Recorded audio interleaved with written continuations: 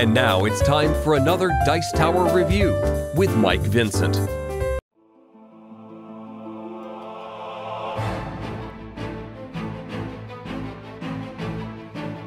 Hello, Michael Vincent here, and back today to do the second part, which is a deck tech, which is actually sort of meant to be paired with the last video that I did, which was a deck tech looking at my Mono Tactics direct damage deck. So when I created that deck, I realized that it was terrible at questing and really needed a deck to help support that. And so this deck is basically a Spirit Lore support deck, which is meant to be comboed with my direct damage deck, but this could really be played with any combat themed deck, or probably tactics deck, but maybe tactics and leadership. But this is meant for questing and to deal with all those tricky things that always tend to come up in the encounter deck. So this is not going to be a very good quest for combat, but this is a nice deck to help you get through the questing, deal with locations, and deal with some of the other tricks that the encounter deck often likes to throw at you. So this is not a deck that you're necessarily going to want to play unless it's comboed with a deck which really has some strong combat elements, because that certainly is not the forte of this deck. So the three heroes I've chosen for this is Arwen, really a no-brainer in terms of her ability to quest, with 4 willpower and the ability to discard a card for each player. Really good at questing and getting through those high locations when there's lots of threat in the staging area. Glorfindel, an easy inclusion, certainly one of the best heroes in this game, a ridiculously low 5 starting threat. He has 3 attack, 3 willpower, and 5 hit points. And of course, when we get into the cards, you'll see some other combos that go well with him.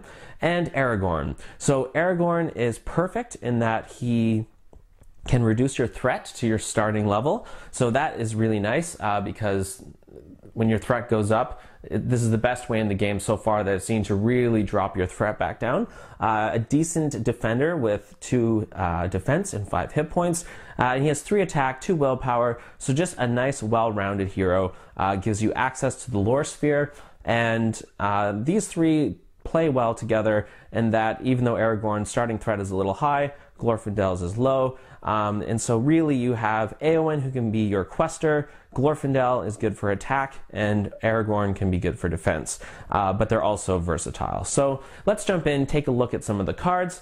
Do keep in mind that of course you can sub in certain cards to meet the demands of whichever encounter you're playing, but I find these ones are fairly generic, and I've had a lot of success with my direct damage deck in this deck getting through many different encounters. Of course there's certain specific ones that you really need to build special decks for, but I find I can get through most decks, including a lot of the nightmare scenarios, sort of first try with these 2 decks. So I found them to be very effective. So let's jump in and take a look. Alright, so let's run through the deck list. Let's start with allies. So first we have 3 copies of Escort from Edoras. Just a really good quester. He's relatively cheap at 2. When he commits to a quest, he gets +2 willpower. So each one of these will commit 4 willpower to the quest. So really nice if there's lots of locations in the staging area, or if you really find you're on a turn where you need to power through. You do have to discard him after you do that, which is unfortunate, but just a way to push through and give you a little extra willpower boost when you need it. We have 3 copies of the Riddermark's Finest. This is really good for dealing with locations, a very useless ally otherwise, but of course you can exhaust and discard this to place 2 progress tokens on any location. So if you have some pesky locations in the staging area, this can be a good way to potentially get rid of it. Now, a very important part of this deck is Gandalf, and this is not the copy of Gandalf from the core set, but this is the one from the Hobbit expansion. Now, you are going to have to coordinate with your partner if you're playing my other direct damage deck, because that also has copies of Gandalf in the core set, but it works out well that that is the copy of Gandalf that comes in for a turn and will end up leaving play after the fact. This Gandalf, however, ideally you want to keep him in play. Really good stats, of course, 4 willpower, 4 attack, 4 defense, and 4 hit points. So Gandalf can be played in a very versatile manner. And the best part is that he does not exhaust to commit to a quest. So you can commit your 4 willpower, you can keep him back to attack or defend, and you do have to raise your threat by 2. if you want to keep him on the field. However, that's perfect with Aragorn, who we've included. So you can have Gandalf come out. Yes, your threat may get dangerously high, but use Aragorn's ability to drop it back down again. So conceivably, you can have Gandalf out for a good portion of the game, and he makes a huge difference for both questing and in combat. Now, I've included 3 copies of the Warden of Healing. This is, of course, just nice to have some healing ability. I find the Warden to be one of the best options for healing. And of course, if the other deck will be playing combat, so if Aragorn is getting overwhelmed and taking some damage, you can use the Warden of Healing to keep your team alive. Next, we have 3 copies of Arwen Undamil. Just a really nice ally, good for questing. She has 2 willpower, she has 2 hit points, so she can stick around for a little while. And when you exhaust her, it gives someone else Sentinel and increases their defense by +1. So I find this combos well with Aragorn, who has 2 defense, which is a bit low, but if you put this on Aragorn, he's going to end up with 3 defense, so going to make him a more viable blocker. All right, so we have 2 copies of Dori. Now, Dori's unique, but he's great in that he's sort of a sturdy defender if you need him, as he has 3 hit points, but his ability comes in really handy. After a hero is assigned any amount of damage, exhaust Dori to place that damage on Dori instead. So if you get a nasty shadow effect, or you end up taking more damage than anticipated and it's going to kill one of your heroes, well, you have Dori on the table, you exhaust him, and then you can put that damage on him instead, and hopefully keep your heroes alive. Now, I have included 2 copies of Miner of the Iron Hills. Of course, many encounters in this game have those really annoying attachments which can come in and really hinder your heroes and can sometimes render them useless. So Miner of the Iron Hills is perfect, as when he enters play, you get to get rid of one of those condition attachments. Now, if you're playing a quest and you're losing multiple times and there aren't any condition attachments in that encounter deck, then he might be a prime candidate to sub out for another card that might be more useful for that scenario. Now, our last ally is the Northern Tracker. 2 copies of Northern Tracker. He's expensive to get out, but man, can he make a difference in quests where there's lots of locations. So every time he commits to the quest, you place 1 progress token on each location in the staging area. So this combos well with many other cards which involve placing direct progress on locations, works well with Asphalloth, Rider of the Mark. So he can be especially handy for any quest where there is a lot of locations. All right, moving on to our event cards. I've included 3 copies of Daeron's Runes. Nice to get some card draw going. So you get to draw 2 cards, and then you can discard 1 from your hand. So any unique allies you might have, whether it's Dori or Arwen, you can cycle those out and hopefully get something more useful. Now, I do have 2 copies of A Test of Will. Obviously, Cancel when revealed is one of the staples of any deck you're probably going to have when you're playing Spirit. It's worth noting that I only have 1 copy of the core set. So if you have more than 1 copy, you're probably going to want to run 3 copies of this. Unfortunately, I only have 1. I'm certainly considering getting 2. So I only have 2 copies of Test of Will, but I would probably recommend that you run 3 copies if you have access to more than 2 copies of that card. Now, 2 copies of A Secret Path. Choose the location in the staging area. Until the end of the phase, that location does not contribute to its threat. So again, this deck is really good at questing, at reducing the threat of the staging area, and managing locations. So this card's really going to help out with that. 2 copies of the Galadriel's Greeting. Reduce 1 player's threat by 6, or reduce each player's threat by 2. So this can be a nice way to reduce your partner's threat if you need to, if they're starting to get dangerously high, as that mono tactics deck really doesn't have any threat reduction in it. But again, this is a great way if you want to keep Gandalf around. Perhaps you've already used Aragorn's ability, so this is just a way to keep Gandalf out and keep your threat low. All right, 2 copies of A Hasty Stroke.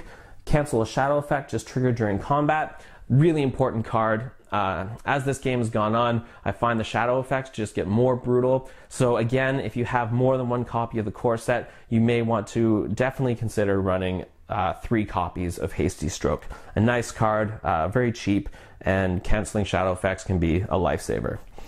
Now I have one copy of Dwarven Tomb. Return one spirit card from your discard pile to your hand. Again, I only have one copy of this, but this is, I find, most often used to get either Hasty Stroke or Test of Will back into my hand, so I can use it again to help compensate for the fact that I only actually have 2 copies of each of those cards.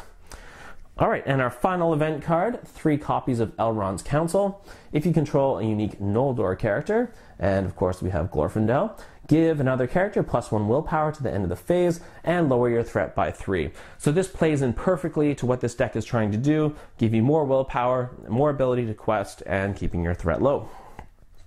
Alright, finally, let's take a look at our attachments. I have 3 copies of Ancient Matham, again giving us some card draw, attached to a location, and after attached location is explored, the first player draws 3 cards. The nice thing about this card is you can use it for yourself or your partner if you coordinate it properly. Both decks do have card draw built into it, but maybe you haven't pulled those cards, maybe you're getting low, and so this is a good option. Now I've included 3 copies of Ranger Spikes. Does it fit perfectly into the theme of this deck? Maybe not, but I do love this card, and it does come in handy and actually can complement the other deck's ability to attack things in the staging area with Hands Upon the Bow, for example. So this, of course, you play it, and when an enemy is revealed from the staging area, or sorry, from the encounter deck, it sticks to it. So players do not have to make engagement checks with the attached enemy, and the attached enemy gets -2 willpower. So it's going to make enemies stick in the staging area. They will lower the threat by 2, which is nice. It does do what you want to do, and it's perfect because if it's an enemy you want to get rid of, perhaps you play Hands Upon the Bow, kill it with Legolas, get some extra progress, and you should be in good shape. Now, I'm sure when you all saw Glorfindel as one of the heroes, it's an absolute no-brainer to include 3 copies of A Light of Valinor, an absolute must-play if you were playing Glorfindel. Attached hero does not exhaust to commit to a quest. So when you consider that Glorfindel is committing 3 willpower and is ready for combat, and when you consider that Gandalf, if he's on the table, is also committing 4 willpower and will be around for combat, that's 7 willpower from 2 people who don't have to exhaust to commit to the quest, and you should be in really good shape if it comes around to the combat round. Now, one thing to consider is there's a lot of attachments in that direct damage deck. More so than need to be placed on Legolas. So if you have an extra Rivendell blade, if you have an extra bow or weapon that's hanging around, Glorfindel is probably a good choice to slap a Rivendell blade on, for example. It's going to make him more effective in combat, and if you have Light of Valinor on him, he's going to be around the combat round, just making your ability to get rid of enemies even more effective. So I have 1 copy of Unexpected Courage attached to a hero. Exhaust Unexpected Courage to ready attached hero. An absolutely amazing card. Again, if you have more core sets, probably want to include multiple copies of this. In terms of who to put this on, I think it really depends on the context of the game, what's going on at that moment. If it's a combat heavy scenario, then you may want to play this on your partner. Legolas perhaps being a good candidate, or Aragorn if you want lots of defense. But you may want to put this on your own heroes as well, potentially Aragorn. I have 2 copies of Burning Brand. Again, a very common card if you're playing lore. I would say Aragorn would be a prime candidate for this. If you combo it with Arwen, then with 3 defense, 5 hit points, and canceling shadow effects, you're going to have a very solid defender in Aragorn.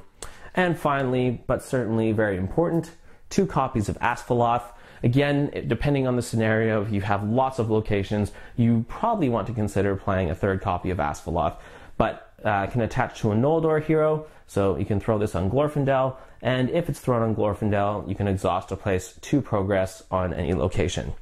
So there you have my support deck.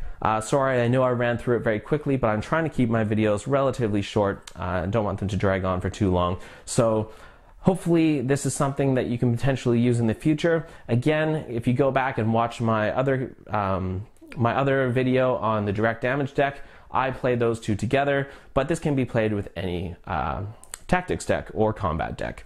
So thank you very much for watching. Please, if you have any suggestions or other cards that you'd like to play, you can put that into the comments, and have a great week, and I should hopefully get some more videos up for you soon. Almost through report cards, almost through the end of the year. Anyone who's watching this who is a teacher, I'm sure, can empathize what this time of year is like, but summer is almost here, and hopefully that means I can put out more videos. All right, have a great week. Thank you for watching.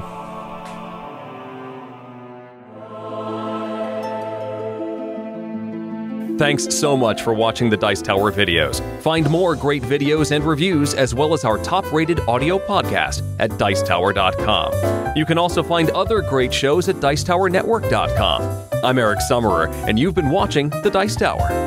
The Dice Tower is sponsored by Cool Stuff Inc., where you can find great games for great prices. Cool stuff in stock. Check them out at CoolStuffInc.com.